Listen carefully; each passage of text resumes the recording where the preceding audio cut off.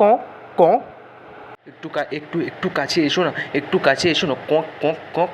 একটু এসো না, আদর করি একটু। আসবি না তাহলে তুই আয়, তুই আসবি না তাহলে তুই আয়, কেউ আসবি না, হায় বাড়া।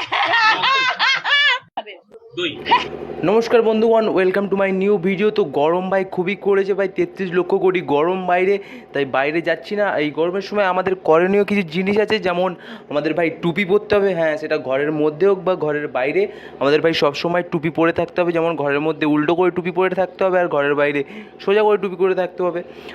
আর ভাই যেটা করতে হবে, এই গরমের সময় আমাদের খুব বেশি পরিমাণে দই খেতে হবে। কি তাই তো দিদি, তাই তো রচনা দিদি, আমাদের একটু বেশি পরিমাণে। কি খাবেন? তো গরমে সব থেকে আগে দই খাবেন। দই।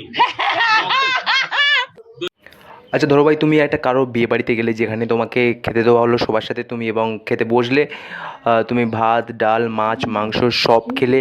এবার খাওয়ার শেষে তোমাকে জিজ্ঞাসা করা হলো, একটা রিপোর্টার তোমাকে জিজ্ঞাসা করলো, ভাই কোন খাবারটা ভালো লেগেছে? তুমি বললে যে ভাই মাংস ভালো লেগেছে।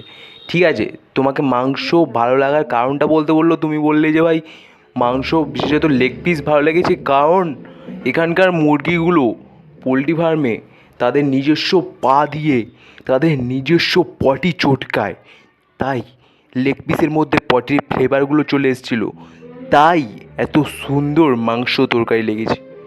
এরকম কি বলবে ভাই? এত ঘাস এবং গাছপালায় ভর্তি, আর সেগুলো গরু খাচ্ছে।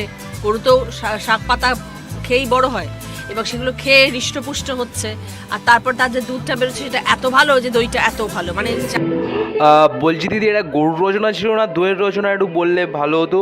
আর 100 বছর আগে একটা পিসি ছিল, পিসি এখানে সর্ষে ফুল লাগিয়ে গেছে, সেই সর্ষে ফুল থেকে তৃণের মূল হয়েছে, সেই তৃণের মূল খেয়ে গরু ভালো দুধ দিচ্ছে, সেই দুধ থেকে দই হচ্ছে, সেই দই রচনা ব্যানার্জি খেয়ে উফ উফ কি লেগেছে এইসব বলছে। টক দইটা তো অসাধারণ বাবা, আমাদের বাড়িতে তো এরকম টক দই হয়ই না কলকাতাতে। আমরা কি দই হয় কে জানি ওটা। তোমার একটা ভালো উপায় বলে দিচ্ছি, তুমি বাড়িতে বসেই সুন্দর টক দই খেতে পারবে। তুমি একটা কাজ করবে, তুমি 15 টাকা কি 20 টাকা নেবে। ও তুমি তো বড়লোকদের কাছে খুচরো থাকে না, এটা বুঝতে পেরেছি, জানি।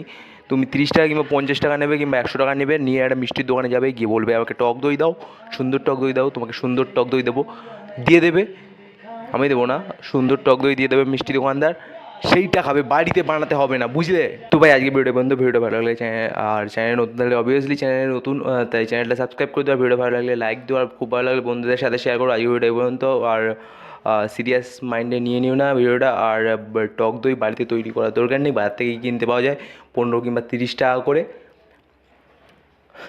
টাটা।